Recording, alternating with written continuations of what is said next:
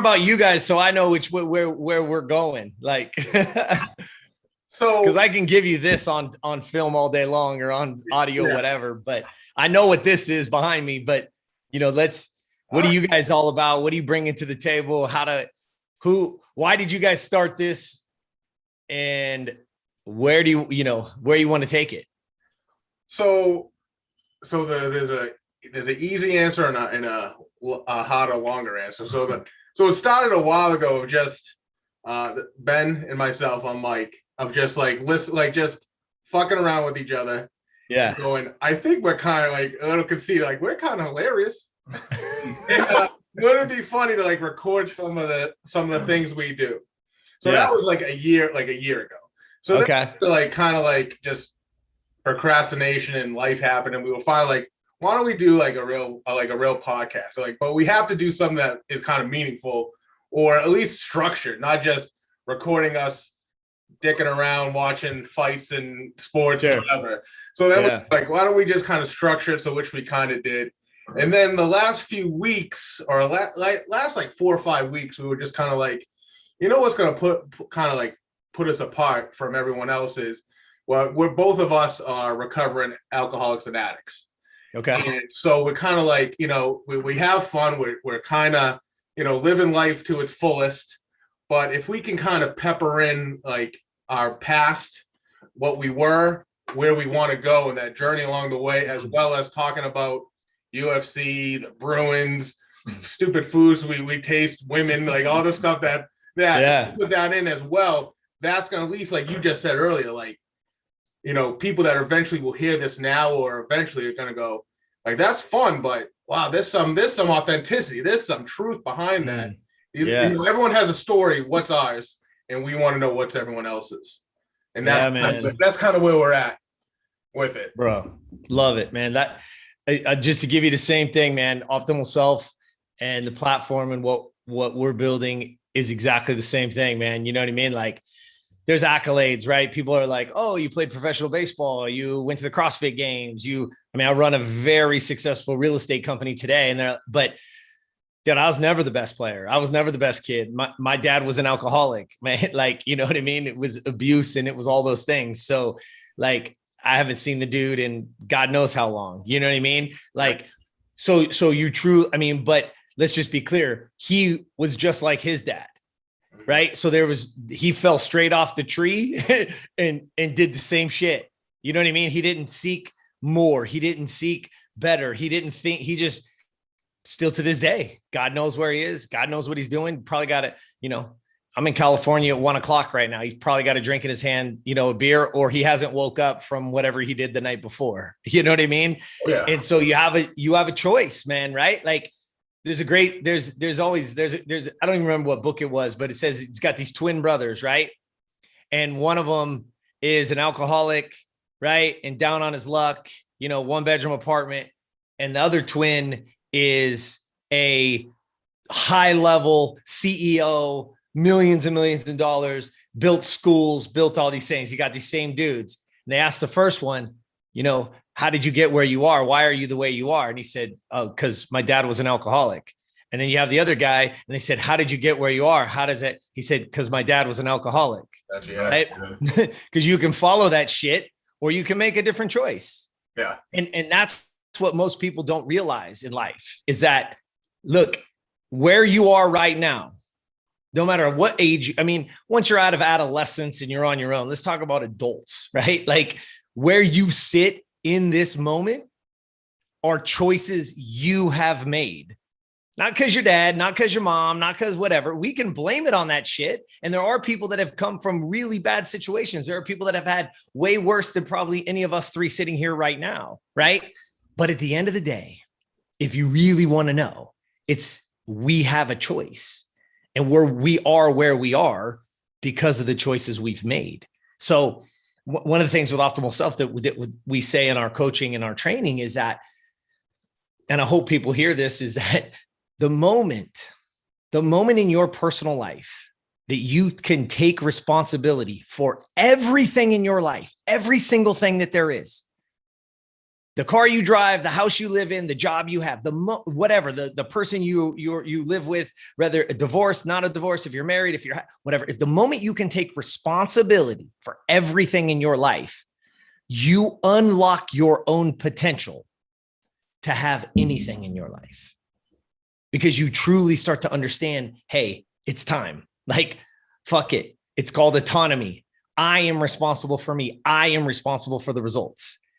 And the moment we can shift that in our brain, we can reframe it, then you unlock such a bigger potential for yourself.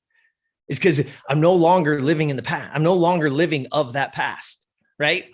And so, I mean, I'll just keep going. Interrupt me anytime you guys want. But the thing that our platform and what I want to bring to the world today is an environment where people understand, I don't give a shit what your past was. Because here's the thing I always get, right? Because I love to train, right? I love to work hard. You know, you see me at the beach with my shirt off, you know, there's a six pack, but people are like, oh shit, bro, fuck. You know what I mean? I remember when I was in high school, I used to have that. I said, motherfucker, I'm 50. Like, get the fuck out of here with that. Right? Like, there's no excuse why you can't. But here's the thing. If you look at most people are prisoners of their past. And what I mean by that is this, even the glory days. Imagine if I'm sitting here with you dudes and all I want to talk about is, oh, the glory days. Oh, when I was, right? Yeah. The fuck does that have to do with today? Yeah, exactly. Nothing. Because let me be very clear. That dude that won an event at the CrossFit Games, that dude that hit a home run in front of 50,000 people, that dude would get his ass kicked in my life today. He would get his ass kicked. He's not good enough. Today is a whole different world. It's a whole different animal. That dude is not good enough for today. So if I lived in that past, I would be screwed. Now, those are accolades. And the worst prison to be in is the one you don't even know you're in, is because I'm locked into the past. And here's the same thing. Look, I get that there's people that have come from really shitty things. I mean, I interview people, we talk to people all the time that I hear stories and I'm like, holy shit, I want to go find that man that abused or hurt that little girl or that little boy. You know what I mean? Like I'm like, yo, let's put one of these on them. Like, who do I got to find? Right? Like, come on now, you know? But at the end of the day, whether it's bad or whether it's great, don't be a prisoner of your past. Let's start creating your future. Let's start creating the better version of you. Because look, the guy who you and I, us three talking today, if we meet again a year from now and we're still the same person, we're going to be getting our ass kicked, bro. Yeah. Right? It's not going to be good enough. So yeah, man, that's where we're at, man. So was there like some event, were you always just like looking for personal growth, or was there something that happened that clicked in you that made you like spark this journey? You know what I mean? Mm-hmm. Yeah, I do. I know exactly what you mean. I would say there's several.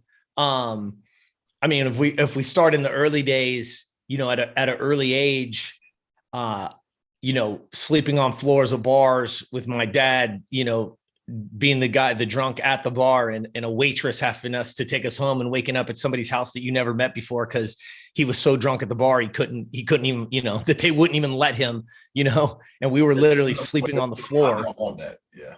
You know that. So I mean, I knew it at a very young age that wasn't going to be me. Like right. I wasn't going to be that guy. I didn't want any part of that, you know. And what's crazy to tell you guys is that for a lot of my life, when I would see and have friends or even, you know, a girlfriend that would drink too much and act like that, I would instantly be out. I'm out. Like it would bring up these and I didn't know where they came from though, to be honest with you. Right. I just knew how I was like, oh, I can't stand that. That's disgusting. Get that shit out of my life. You know what I mean? Yeah. And it shouldn't have been about them. It was about the way I felt because of as a child. So to answer that, yes, but I'll give you a very important turning point in my life at a young age was, I mean, obviously I went on to play professional baseball, went to Gonzaga University, was, you know, an all Pac-10 player there and was very fortunate to sign with the Reds, played with the Diamondbacks. Like it's an amazing time of my life. But I want everyone to know is that I wasn't the best kid. I didn't make all-star teams. At a young age, like, you wanted me on your team because you knew I was going to hustle. I was going to play hard. You know what I mean? But I wasn't the kid that was going to win you a championship. I wasn't going to hit a home run and save the game or get up and strike every kid out. Those of you, if you ever played sports, anybody who's listening, there's always that like 12-year-old kid that's like full grown with a beard, just kicking the shit out of everybody. You know what I mean? Because his balls are dropping testosterone at like 8. You know what I mean? Like that shit didn't happen to me till I was like 20. You know what I mean? Yeah. So, but I'll give you a legit paradigm shifting moment in my life so I was 13 years old, and my best friend's dad was the coach, who was very much like a dad to me, a mentor. And that 13-year-old year, our team won the championship. And so in that age, when your team wins a championship, that coach is the coach for the all-star team. And I was like, man, this is the year, man. We won the championship.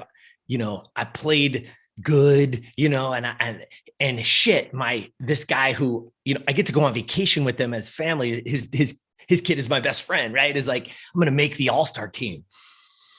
They announced the team at the end of the year, and my name doesn't get called. And it was soul crushing. You can imagine 13-year-old boy, in my mind, I'm thinking I'm going to make it. Right. And, afterward you go have the pizza party, right? The parents are all there drinking beers, and the kids get to play video games, and they bring a bunch of pizza. And so I see him standing on the side, and I go over to him, and I'm like, tug on his shirt, and he looks down. He's like, yes, son. And I said, hey, why didn't I make the all-star team? How come you didn't pick me? And he looked me dead in the face. And I'm going to tell you boys right now, I can tell you to this day, that's a 13-year-old boy.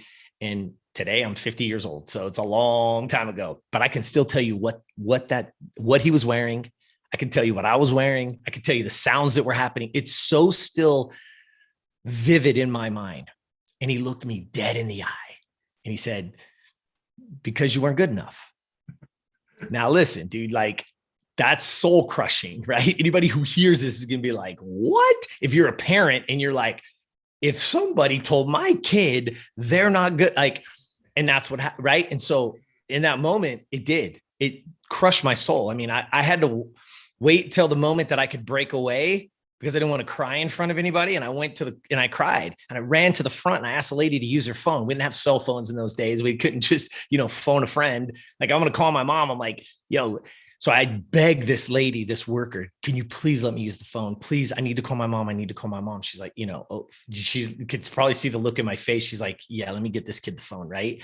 She gets me the phone. She dials the number for me. I call my mom. I'm like, Mom, you got to come pick me up. And she's like, what's going on? It's a sleepover, right? Like, you're with, the family that you've been since I was like 5. I've known these guys, right? Like, they've been in my life. So I'm like, please, Mom, please, please, please. And she's like, fine, I'm on my way. So I hand the lady back the phone. I don't even go back to where everybody's sitting. I literally go out the front door, and I sit on the curb and just wait for my mom to pick me up, because I'm crying and like trying to get my shit together. And my mom pulls up, and I jump in the car, put the seatbelt on. I'm like, just go, Mom, just go. And she's like, tell me what's going on. I'm like, just go, Mom, please. And she's like, I'm not moving this fucking car until you tell me what the hell is going on. Right. So I tell her, and like any parent, she's like, what?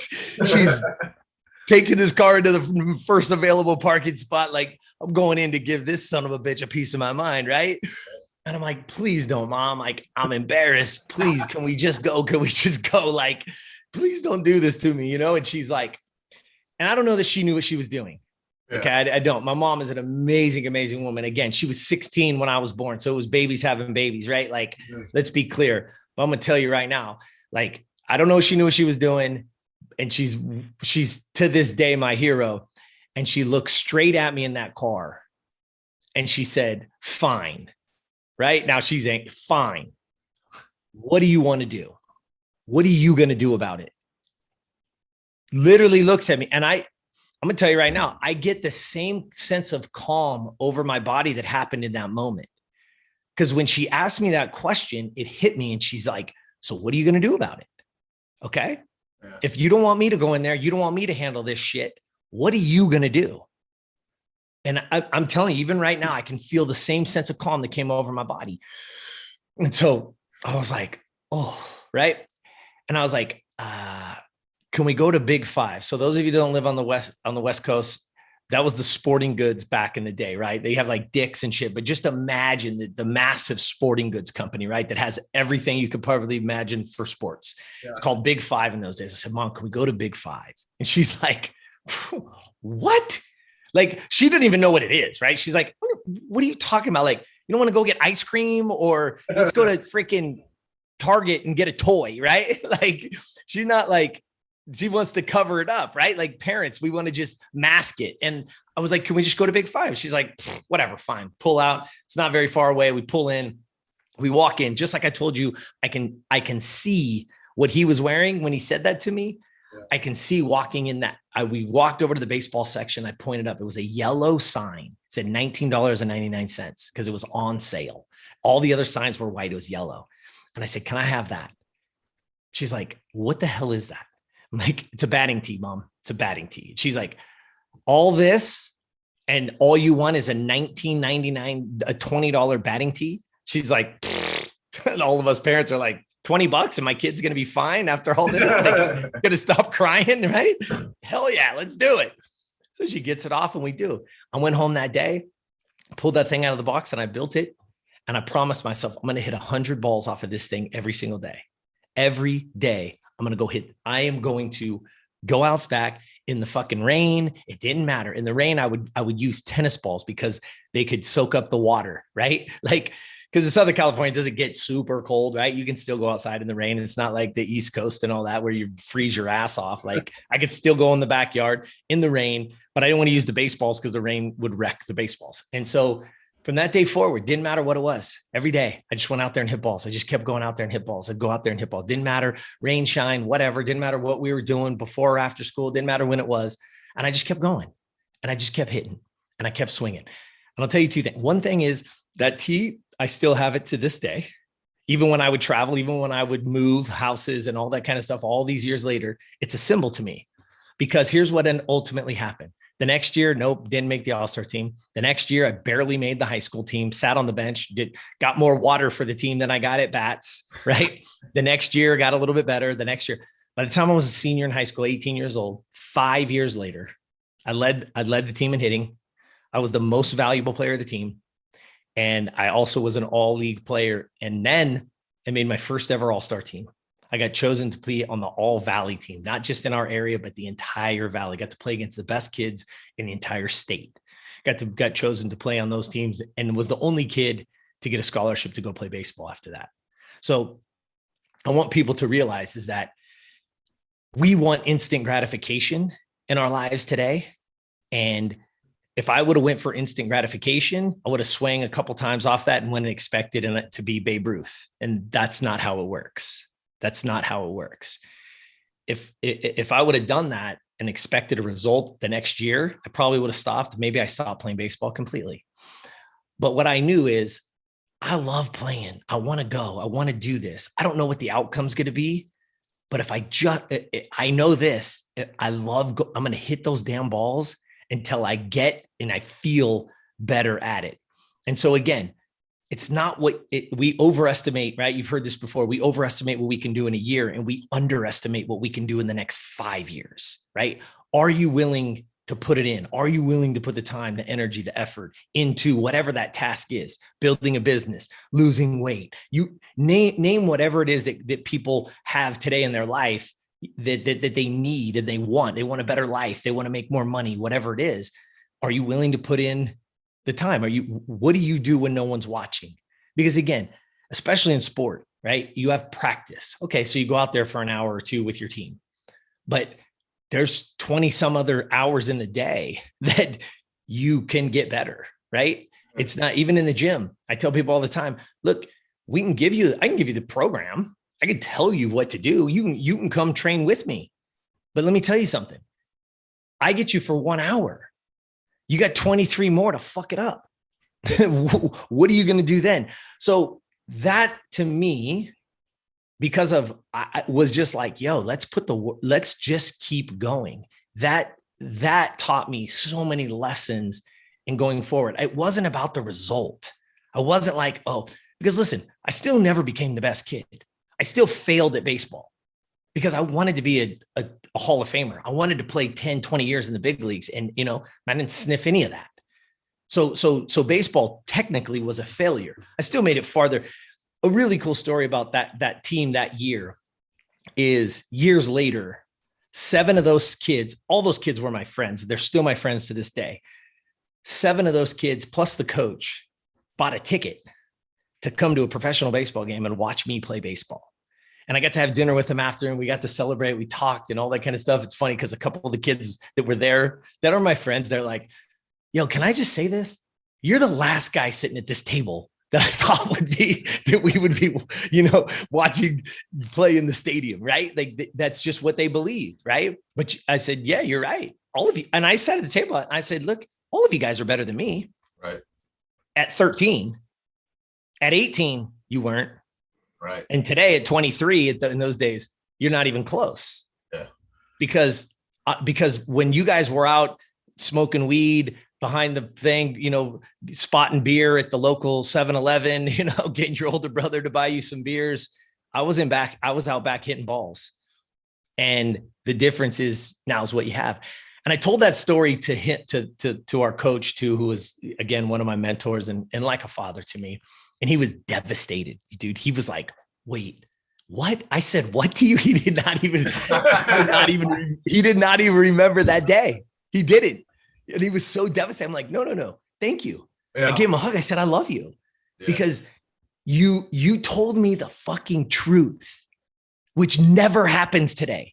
Now everybody gets a trophy. Now everybody, let's make sure let's not hurt anybody's feelings. Like, no, dude, that's not how life works. Like, guess what? All you adults that are hearing this, like, guess what happens? Every morning you wake up and you take those covers off and you put your feet on the floor. And guess who's standing there when you can't see him? It's a thing called life. And he's ready to smack you right in the fucking face. Like, and if you're not preparing for that, if you're not ready, then that's when you're like, oh, but what about me? I need another handout, but I'm the victim. I grew up in this, or I didn't get that. And, oh, my coach, how many guys tell me, oh, I would have made it too, Jeremy, but the coach didn't like me. I was like, the coach told me I wasn't good enough right to my face, bro. like that's all bullshit, man. So how do you, so you're pretty much a life coach in a sense, correct? We do. Yeah. I mean, I would say, we focus on the individual, even in business coaching. And the reason is because your business grows to the extent that you grow. Yeah. Like your business will not grow. I don't care who you are and what it is, if you personally don't get better. There's no way. So the question I got on that, because you hear about like that, that your friend's dad, that your coach. And I remember I grew up in the greater Boston area, right? And I remember so where I grew up is Lynn, Massachusetts, just a shithole of America. And so what we're told at a very young age, like, you're from Lynn, you're not going to be able to do anything in life. Yeah. But I took that and used that motivation to say, I'm going to get the hell out of Lynn and I'm going to make something of myself. But at the same time, in my crazy addict brain, I was paradoxical. I used that to help me in business, but my whole life was just a disaster behind the scenes. What you were talking about in your last podcast that we were just listening to earlier today about that. So like, it was paradoxical in the sense, like, I'm going to motivate myself because you think I can't do it, I'm going to do it. But my whole foundation was bullshit. It was just garbage. So when I guess it goes into kind of the question we had is like, in our recovery world, the key to our recovery is helping someone else. So when you're helping someone else and you find that, for us, it's the most rewarding, but it takes leadership. How do you get someone to find, like, I think people can have that. Like, I know I can just speak for myself. I know I have that to a degree, but I don't have that down to my core like you did at 13. So how do you grow that with someone? If that makes sense, like, I don't know if it's like, if it's a natural ability, because I think you can learn anything. But I think if I put myself at 13, I would be like you to a degree, but I'm also secretly, like, behind closed doors where you talk about like Kobe Bryant and all that. I'm also going to be shooting up dope eventually too. So up front, I'll say like, "Yep, fuck you, Yeah. I'm gonna be better," but I'll also say like, "Poor me in my own." And Yeah. so it took a lot of it took hitting our bottom or my bottom to Sure. find that, but I like Yeah. on an easier sense, like I think people can you develop that with someone, or is it God given, like you have to a degree? I don't know. Well, man, I know exactly where you're going, and that is an awesome question that you're having. So I'd love to just play along with you in some context. So let me ask you this. Okay, so you're told, if you're from here, you ain't gonna amount to shit, right? Like, and that's very common, right? Especially in certain cities. There's a lot of states in the union that have that, right? Yeah. Yours happens to be Lynn, Massachusetts, or whatever, right? Like, okay, and so you're like, well, wait, fuck that, like, like, no, man, I let's go do this, but there's an addiction path, right? That you're saying, hey, man. So let me ask you this. Okay.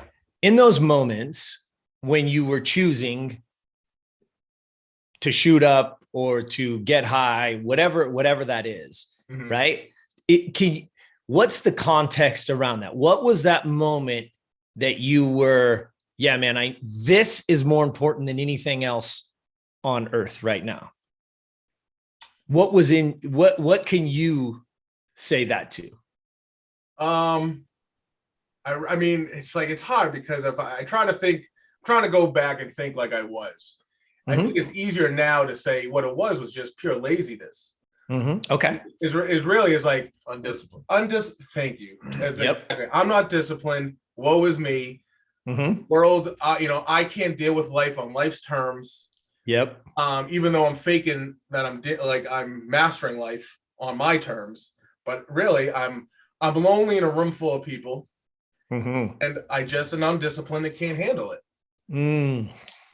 Dude, I love that. Do you hear yourself, right? Like, sometimes. That's fantastic. Here's why is because what we opened this with was when I said to you, the moment you'll take responsibility for everything in your life, you unlock your personal potential to have anything in your life. Yeah. So again, that is you saying, now today, which is where we are. It's not like, oh, hey, tell me what you were thinking when you were that age. It doesn't really matter. The true question is, yeah, dude, like right now, when you look back at that guy, because that's that no matter what, even if you were the engineer who, wrote the fucking iPhone and you got accolades and you made, $3 billion, and did that. Guess what? That dude still to this day, that guy is not good enough, right? I have to look back and go, yeah, that was cool. But what's today? Yeah. Like there's no different. So when I ask you that question, you're like, yeah, man, I was lazy and undisciplined. I was undisciplined. Here's why is because so the question you have, it's all learned. I don't believe anybody's born with it. I don't believe Kobe Bryant was born with it. I don't believe Michael Jordan was born with it. Size, yes, right? Like their parents, whatever, like some of those attributes, absolutely.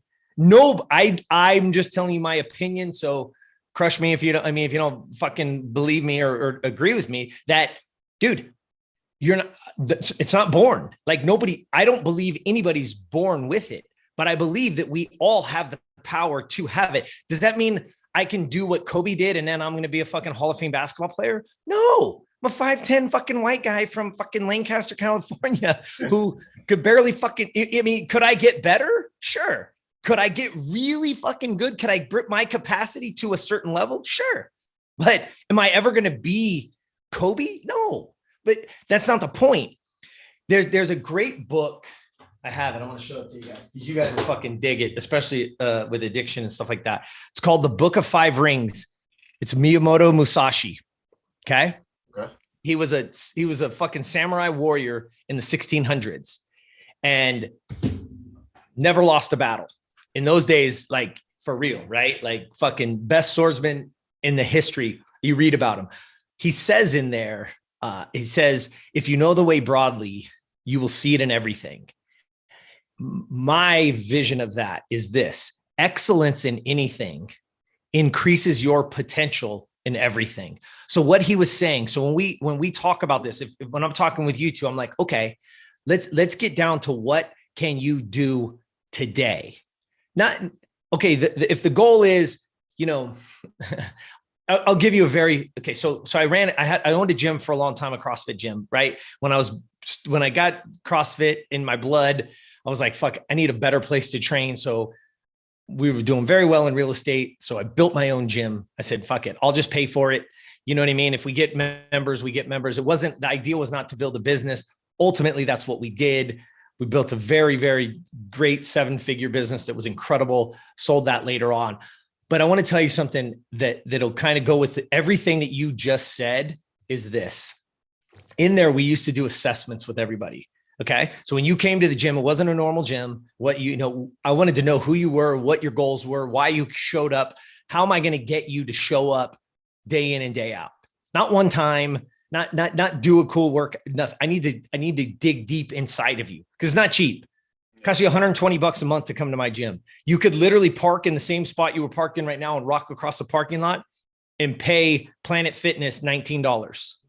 You know what I'm saying? Yeah. Like, why the hell are you going to pay me 120 when you can walk over there and walk into a gym and pay $19? Okay. Now we had this lady, and I'll take it down to one single person because it goes back to what you said earlier about helping others. So sitting with this lady, and everybody, we would do assessment, and in the assessment, I'd go down tons of questions, would be all personalized, and at the end, I would say, okay, great. So this lady was I'd say about 80 pounds overweight for what she should be. And when she came in, she was probably 100 pounds overweight. She was like, I want to lose 80 pounds. That's what she told me her goal was. I'm a mom. I got 3 kids, right? I've given up my whole life. I gave up my career. You know, my husband works and I am at my wit's end. I'm tired. I feel like shit. I look like shit and I want a better life. Okay. And that sounds very convincing, right? And you're like, okay, like, and I know what to do. I can give you meal plans. I for sure am going to be able to help you move better and get your heart rate up and burn some calories, like no problem. Okay. So we get through there and I would do this with every single person. Say, okay, close your eyes. On this sheet, you just told me you wanted to lose 80 pounds. I want you to close your eyes with me. And I want you to picture that girl. She's 80 pounds down. She's getting ready to go out to dinner with her husband, right? You're going to celebrate because you just hit that fucking number. You hit it. You did it. I want you to picture her. All right. What is she wearing? Is it a dress? Is it pants? What do you got? You got a pair of jeans that you love? Like, what is her hair up or is it down? She got earrings on, a necklace. Is there a pair of shoes that you love that you can't wait to wear? Like, and I would walk through, where are you going? What does she smell like? What perfume is she wearing? I want you to see her. Right. And I'm going to tell you right now, 8 out of 10 people, when they would dig in and they would really, truly, you could see them, it would move them. I mean, they would cry. I'd ask them questions. They'd bring tears to my eyes. I'm like, yeah, man. Like, and so she opens her eyes and I said, how do you feel? She's like, yeah, good. That was great. You know, super sweet lady. And I said, okay, what was she wearing? She's like, I don't know. You know, I don't know if and I go, wait. You didn't even fucking see her. If you can't tell me what she was wearing, you don't even see, she's a stranger to you. And that's not how this works. I said, so listen, 80 pounds is not important to you. She's like, what? I said, and I don't want to take your money. Like, yes, that helps our bottom line. Yes, we need the revenue. But if I can't help somebody, I'm going to tell you flat out, I can't help you. Right. And that's the truth. So this probably isn't the right program for you, but I know a trainer across the street, you know, it'll be cheaper. It'll be easier for you. You know what I mean? Like, I think that's a better road. And she's like, what do you think? My credit card's not good? You think I can't afford this? Right. She's getting pissed off. I'm like, and I love that. I'm like, oh, yeah, give me some of that. Right. And I'm like, no, I think your credit card's great. I'm sure it'll work every fucking month, but I don't want to charge your credit card and you not come through that door at least 3 days a week. Oh, so now you don't think I'm going to show up? I said, not if you don't have a big enough purpose and your purpose. I said, so let me ask you this. Screw all that. is there anything ever in your life that you wanted, like you fucking really, really wanted? Like is there something digging at your soul right now that you're like, I wish I would have blank? And she goes, you know what? I came here yesterday to meet you, but you weren't here. And I saw girls doing pull-ups. I go, yeah. And tell me more. She's like, and I came in today, and when I walked through there, I saw girls out there doing pull-ups. I'm like, yeah, we do pull-ups here for sure. Tell me more. And she goes, I want to do a fucking pull-up. I've been the fat girl my whole life in gym class in 6th grade, 7th grade, 8th grade. I was never the one, right? And so I'm like, now I'm getting, I just got chills. I'm getting fired up. Like, I'm like, come on. I was like, okay, I'll tell you what. I'll put you in this program and I'll get in that fucking boat with you and we will row the shit out of that boat together on one condition. Your single goal over the next 12 months is to do one fucking pull-up. She's like, okay, let's do it. One pull-up. I said, I don't care anything else. When you're sitting at home and you don't want to show up, when you're looking at that food and and McDonald's is right there and you're going to drive through and you need to make a decision on should I drive through or should I go home and cook or should I get my ass up and show up through the door? I want you to say to yourself, which one of these is getting me closer to a pull-up? Which one? Because now if you can get, and she's like, oh no, don't worry. We're going to do a pull-up. I'm going to do a pull-up. And we had a huge wall in the back that we painted with chalk paint. And so when you left that room with me, you walked over to that wall with a piece of chalk and you wrote your goal. It was the goal wall. You wrote it on the wall. She literally wrote to do an F''N pull-up. She signed it, put her date on there, everything that we do, right? Oh, yeah. And listen, boys, every day she walked through that door that I personally saw her or any of my coaches saw her, we literally would say, hey, one day closer to a pull-up, one day closer to a pull-up, right? You got here again. You're one day closer to that damn pull-up. Listen, about 7 months into this, she comes walking through the door. I'm coaching the class. It's a night class, 6 to 7 o'clock class, right? She's coming in for the 6 o'clock class and she comes walking in. She's got a big smile on her face. She's kind of like got a little skip to her, right? And I'm like, what's up, darling? She's like, hey. And she's like, today's the day. And I'm like, what's today? Like cheesecake day, happy hamburger, margarita day. What are we talking about, bro? Like, she's like, I'm ready to do a pull-up. No band, no nothing. I'm ready to do a pull-up. I'm like, really? So just to kind of give a little more context, we had a side thing that we built for stretching, had bands, had a bunch of stuff. She had some really bad articulation of her shoulder. She had a really bad impingement in her shoulder. So one of the things that we built for her was making sure that scapula could run right. You know what I mean? So she could literally pull, her lat was completely shut off. Like we had to do some things to get her to be able to move right. So every day she came, that was one of the things that she would do is do these certain stretching exercises, you know, to engage and get her body moving correctly. That's a very important piece. If anybody's out there listening to this, like getting your body moving the way it's supposed to from the way that we've truly screwed it up over the last 2 decades, right? Sitting in chairs, hunched over on our phones, on our tablets, right? All the bad internal rotation. Anyway, so she had been working really hard and I knew it because I knew what the workout was because I've been there all day. And I know if at the end of this thing, she's going to be smoked. Like there's no way fatigue is going to be in. No one's doing pull-ups after this workout. It's a nasty workout. It's long. And so I said, I'll tell you what, get over there, do your shoulder stuff, but I want you to go like double speed. So I want you to break a sweat. I want you to, you know, try to move a little bit, get it nice and loose. And then I want you to, and she knows what I'm talking about. So she's like, yeah, okay, no problem. So I get over to the class and the class is like, what is she doing? How come she's not over here? And I'm like, listen, let's get warmed up. I said, you see the goal board? I said, yeah. And I went over and pointed to the board. I said, this is her goal. And she said, today is the day. And they're all like, what? No way. No way. You know what I mean? Everybody rooting for each other. That's the great thing about those environments, right? Environments matter, people. Environments matter. Put yourself in environments to fucking succeed. You go to the drug house, you're probably going to do the drugs, right? You go to the fucking gym, you're probably going to work out. Like, let's just be clear. Like, so she comes over, man. And she's ready to go. And I'm, like I told you guys, from that day, she sat there when she turned over, like, oh, I don't know what I was wearing. And to the point where she was like, do a fucking pull up. Like she kept that conviction, right? Which is a really, really strong place to be for anybody in anything in your life. So she comes over, man. Somebody behind me, because the music was, they turned the music off. Everybody starts gathering around, like, you know what I mean? Like circling her. I'm like, oh shit, here we go. But I mean, in such a positive environment, man, they're just feeding her with that. She jumps up, grabs onto that bar, man, and she fucking starts pulling. Little tight at the beginning. And then all of a sudden she gets about halfway, boom. And it looked like she shot out of a cannon, bro. She's like up over that bar. Her eyes get this big, dude. She drops down, runs over, gives me this hug. Like, you know, the hug where it's like full body, legs are around you. And she's like, oh my God, oh my God. Dude, people in the back are high-fiving. Everybody's screaming.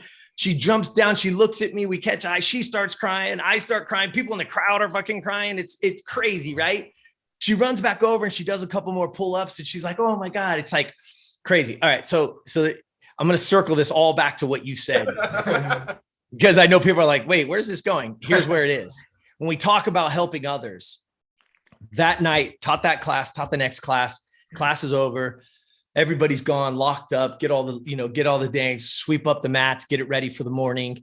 And then I do all the business stuff, right? I'm reconciling how many shirts did we sell? How many people did we see, right? All the business stuff that you do at the end, usually an hour or two post, right? The business owner stuff. And I'm sitting there, dude, and I'm on fire, man. Like my whole being is just like, I'm still on like cloud nine, like 4 hours later. Like, and the caveat to this whole thing is on that same goal board, my goal was a 500-pound deadlift, 181 pounds, deadlift 500 pounds. That afternoon, this is the serendipitous moment of all this. I pulled 500 off the ground that day. With my training partners, dude, same thing. We're high-fiving, bro sesh, right? We're chest bumping, dudes freaking forearm bashing, right? And it took me about 2 seconds and I'm over at the board and I'm crossing that shit out. I'm like, hell yeah. And I put 550 on the board, right? Moving on, let's go. And I hadn't even thought about it the rest of the day, right? It's a huge accomplishment in the world of what I was doing. And I never thought about it again. And to this day, that was 2011. So we're a decade later now. And it still fires me up to talk about that moment. If I see that lady in the grocery store, if I see her anywhere, she's gone on. How about this? You're talking about a lady that was 100 pounds overweight, never been to a gym in her life, never been able to do a pull-up. Today, she is an instructor. She's lost over 100 pounds. She's done like 4 marathons and a triathlon. And she helps moms now today, right? Everything that she learned and went through with what she has now moved on. And now she's teaching that and giving back to others. And that's what it comes down to. In that moment, I told you the paradigm shifting moment at 13. Well, this was a paradigm shifting moment I knew in that moment that I was always still upset about not being a lifelong baseball player, that I wasn't a career major leaguer that, had 100 baseball cards and everybody knew you and you're going to the Hall of Fame, and in that moment, everything changed because I knew I was put on this earth not to be a professional baseball player. I was put on this earth to be able to have those moments, because there's a difference between accolades and accomplishment and fulfillment. And fulfillment comes to exactly what you just said, right? Even being an addict, turning it from, hey, I got to get over this because it's all about me. But the moment you turn it to, hey, who can I help? Who can I talk to? Who can I give some kind of encouragement or be there for when they need it the most? And then they get to take that on. This is how life works, man. If you imagine that lake or a body of water that's just perfectly calm, and you walk over and your life is this little tiny pebble, you stand there, and upon death, we all drop it in, right? The day your eyes close, the day your heart stops beating, You are literally standing there and you take that little pebble and you drop it and it's going to hit the water. Those ripple effects you want to go on forever. So every person that you touch, from the shit that you sat through, sucked at, all those nights that you, whatever, put that needle in your arm when you know what I mean? And now today where you are, that you have the opportunity to have that conversation, to build something that you can get to that next person and then they get to give it. And that's the ripple effect that we get to have. And we forget that because why? Because we're so fucking focused on ourselves that we think it's, oh my God, I'm the only one who ever felt this way. I'm the only one who ever been through this. No, man. Not only are you not the only one, but there might be somebody out there that's had it worse. Yeah. And the great thing about our world today is you guys are in somewhere in Massachusetts, I'm guessing, and I'm sitting in California, right? Yeah. And we get to have a conversation that we get to put out onto the airwaves digitally, that hopefully somebody somewhere, doesn't matter, in, Tolupo, Mississippi, or Omaha, Nebraska, who normally we would never touch. Yeah, right. Exactly. But they're going to hear this story. They're going to hear your story, and they're going to be like, oh shit, I'm not alone. There are people just like me. And that ripple effect is what we get to leave, man. And so that's the difference. So the answer to you is fuck no. It's not born. It's earned. It's living it. You fucking earn the right to tell your story.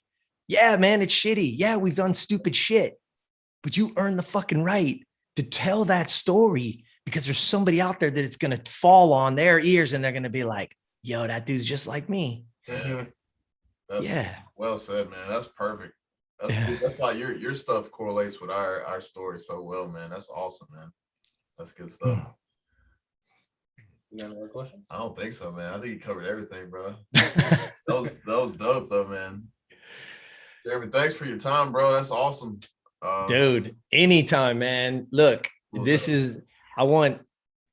whoever hears this, and even you, all of us together, right? This is a collective, man. Please don't let this die today. I love to keep in touch with y'all and keep, anything that I can do. And, we all need those people around us, to be like, hey man, I'm having a shitty day today. Can you got a second? Yeah, man, I got a second. Yeah. Hit me up. Man, that's what this is. You know what I'm saying? That's what all of this is about, is that the moment for me.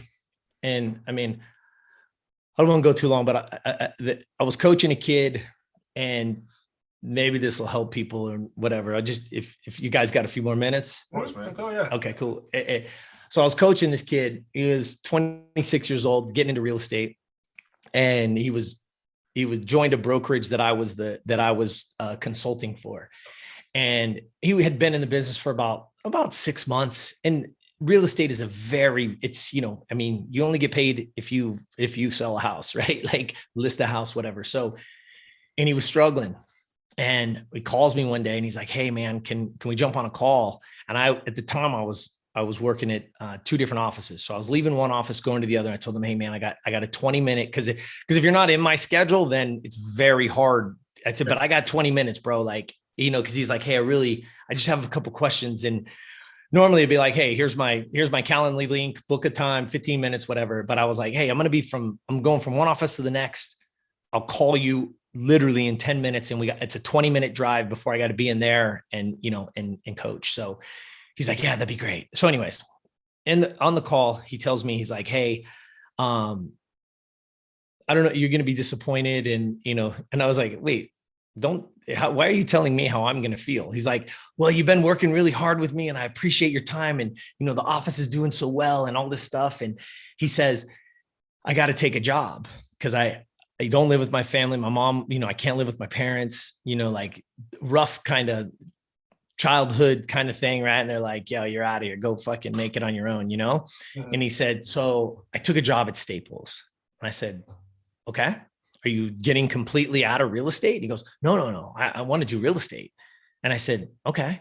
He's like, but I'm sure, you're not going to coach somebody who has a job. And I was like, why wouldn't I? And he's like, well, I don't really know. I said, okay, well, I said, here, I got one condition.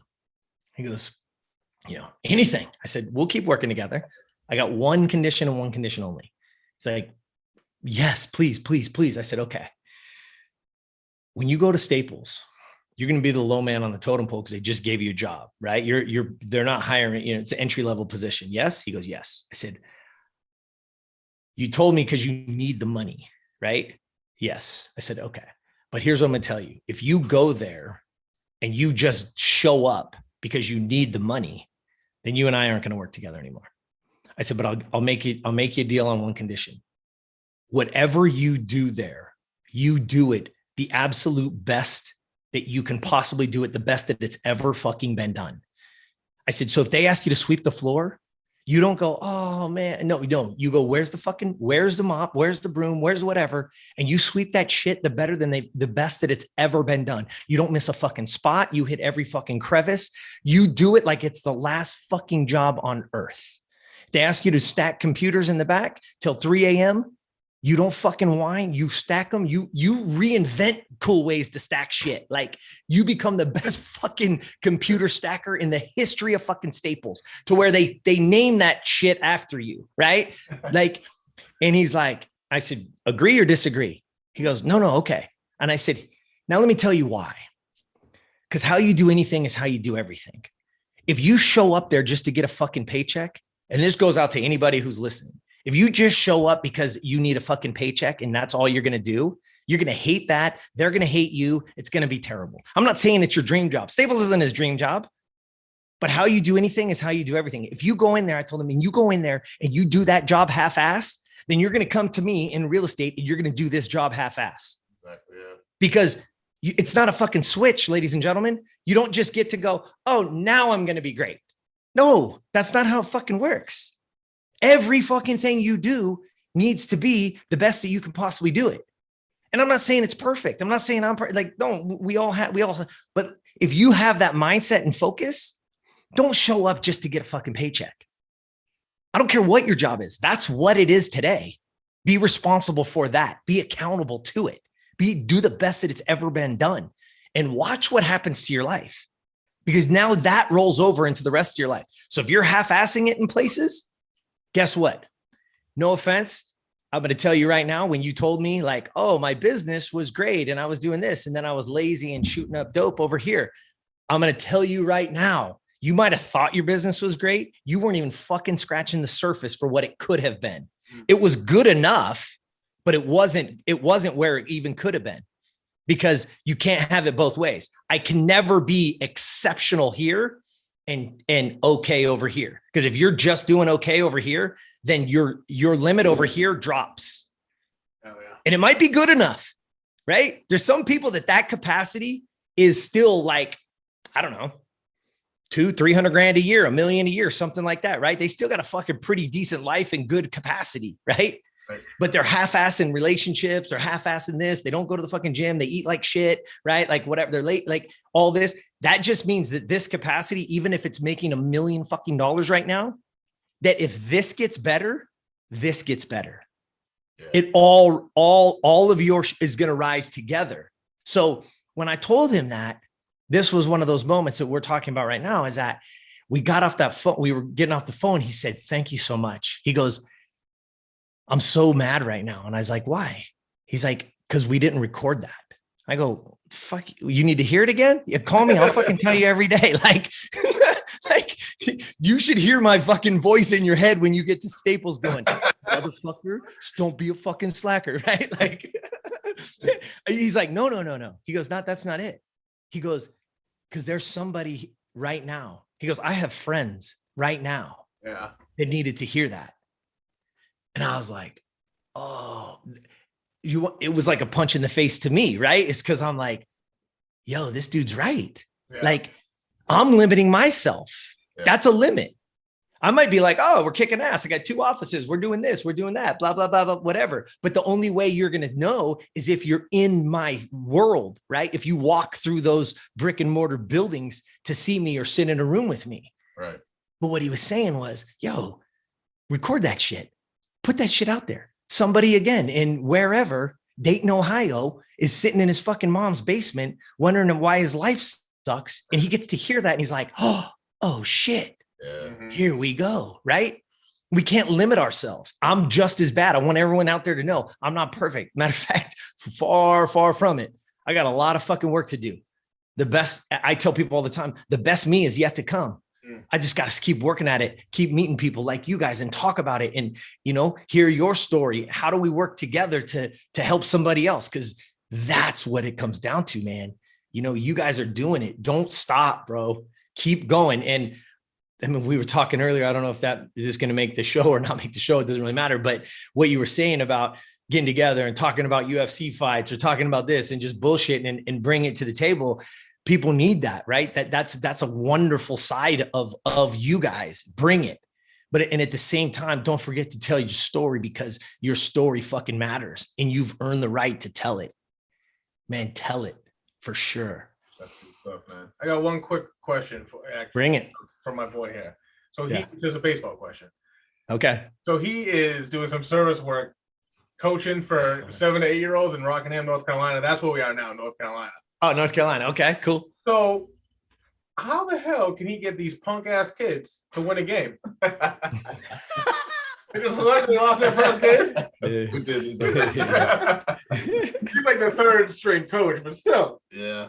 He needs some advice to get these kids going. Yeah. Here's what has to happen. They're the worst. I need to go tell them they suck, right? I didn't hear you say it again. So I need to go tell them all they suck, right? No, opposite. I'm kidding. Opposite. Here's I mean, at that age, it has to be fun for them. We want them to have like that fire to win. And there's always a few of those kids that do, but you're only as good as that worst kid that you have. Right. So that's the kid that you have to bring along. And so get your top 2 or 3 players. So instead of having those dudes play catch and being their little, get those top dudes to play catch with the worst dudes. Like change and tell and get those. Don't tell them that's a wrong thing. That's a wrong word to use. Let them self-discover that they're the leaders, not you. Okay. You don't have to be the leader. That's beautiful. Yeah. You don't have to be the leader. They're the leaders. They're the ones who win or lose the game, not you. You can't get up there and hit. You can't strike anybody out. Right. Let them empower them to be the leaders. Hey, what do you think we should do today? Last game we lost because we walked too many guys. What would you guys do? And you're going to freak them the fuck out because they're going to be like, what? And they might be like, I think we should go to the pool and go swimming and get some fucking ice cream. And you're like, okay, maybe you're right. That's an awesome idea because I like the pool and I fucking love ice cream. We're here at the field. Since we're here, what do you think we should do here? Right? Because I'm down to go to the pool and have ice cream. Like for real, let's do it. Sounds like a fucking blast. But since we're at the field, I don't know, maybe. But if you can get the top players, the best dudes, to embrace the younger, smaller, weaker kids and have them root for them. Remember, all boats rise with the tide. You're only as good as those bottom few kids, right? So get those older kids or the better kids to embrace them and let them be the leaders. Let them lead. Don't think that, they're only 8, so they can't. No bullshit. They know right and wrong. They know how to talk. They know how to treat people. That's all bullshit. We as parents coddle them, or we think we have to tell them, right? Right. Don't tell them, fucking show them, right? If look, if you want your kid to make their bed every morning and they walk by your bedroom and your fucking bed's not made, why should they fucking make their bed? Because you said so? Yeah. Come on, man. Let's get over ourselves for a second. Don't do it because I said so. Show them the way. teach, literally, not show them. The best leaders on earth are the ones that are in the fucking battle, man, getting their fucking hands dirty, right? Yeah. Those are the guys you want to go to battle with. Like, again, as you grow your team, as you build businesses, do I step away from some of that stuff? Sure, I do. But look, if an agent calls me tomorrow and says, will you come on this listing presentation with me? Because I've never done it. And I'm in this, I'm going to coach them first. I'm going to teach them first. And if they're not ready, hell yeah, let's go. Let's go. Yeah. Do I need to? Does it change my life? Does it change my financial? Does it make my portfolios written? No, doesn't do jack shit for that. Yeah. But I'm trying to build the best team in the world. And so sometimes I got to get in there and get my hands dirty. Right. Yeah. Don't tell them, show them. And then let them go with it. And you got to be okay with the result as well. Right. Okay. Like, come on, boys. Let them be the leaders. Empower them to be leaders, man. Empower them to bring those younger dudes along with them, man. Put your arm around them. Root for that kid. Yeah, that's awesome. See what happens. That's beautiful stuff, man. That's awesome. That's great. Thanks, bro. We cool, got man. in touch for sure, man. Yeah, please. Okay. All right. You'll say thanks, man. Appreciate everything, dude. That was awesome. Anytime, man. Anytime you guys need a fucking guest, you want to get together. Hey. Hit me up on the UFC day, man. Let me join that live stream. You know? Hell yeah. Next week from today, right? Yeah, I believe so. Yeah. Yeah. Next weekend is Israel. Israel. Yeah, Vittori. Yep. Yeah, it's gonna be good, man. Yeah, man. Yeah. Hey, that's tough, man. We'll collab in the future, man. That'd be awesome. Definitely. Yeah, hit me up. I'm in, bro. I'm in. I appreciate you guys fucking like crazy, man. I'm super grateful we got to spend this time, man. I really appreciate it. Yeah, that's awesome. Thank you so much. Yeah, thanks. Yeah, for sure. All right, brother. All right, dudes. Hey, let me know when this goes out. If you guys need anything, send that email, whatever you need, so I can make sure my guys get you any kind of anything that you need for this episode, like, headshots or bios, or if there's anything that you guys do to. We got a little bit of that going on, and then what we'll probably do is we noticed a drop off in our listenership the last episode because of length. I'm thinking, and I wrote it down just because I forget a lot. Is probably breaking this into 2 episodes. Yeah, 2-part to keep it going because of that. Cool. Great. It's a great idea. Yeah, the snippets work today in today's world work better for sure from a marketing standpoint. And no one has an hour and a half anymore. That's why TikTok and Vines, whatever the hell they call it, are just more popular than ever. Here's the other part, dude. It's teaching us that, right? Yeah. We're like, oh, I can get fucking 15 seconds over here. I'm cool. You know what I mean? Like, so that's a good idea. The snippets. We're doing the same thing with ours. We do post the long form. But then we do little bits and pieces, dude. And I'll be very clear, dude. We're just stealing Joe Rogan's shit. Like, that's it. Like, I feel he's the best.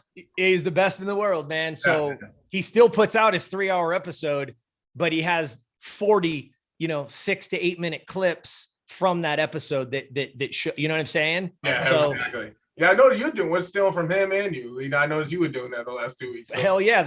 I'm the same way. 10, 15 minutes, bro. Like. But then we'll still put the full episodes out. We got quite a few full episodes coming. We'll put those, but those will still be cut into like 6, 8, 12-minute snippets as well. So it's a great idea for sure. Yes, man. Cool. Yeah, we want to be part. We got to keep this going, this relationship. This is great. Yeah, man. Yeah, I appreciate it. Yeah, for sure. If I can help you guys in any way, marketing wise, I'll tell you. If you see something and you're like, how did you do that? Hit me up, dude. I'll tell you everything we do. Hell yeah. I appreciate it. That's awesome. Yeah, man. All right, we'll be in touch. All right, fellas. Thanks, bro. Hey, have a good day, man. Yeah, man. Later. Dude, that was dope. How cool is this guy? All right, dude.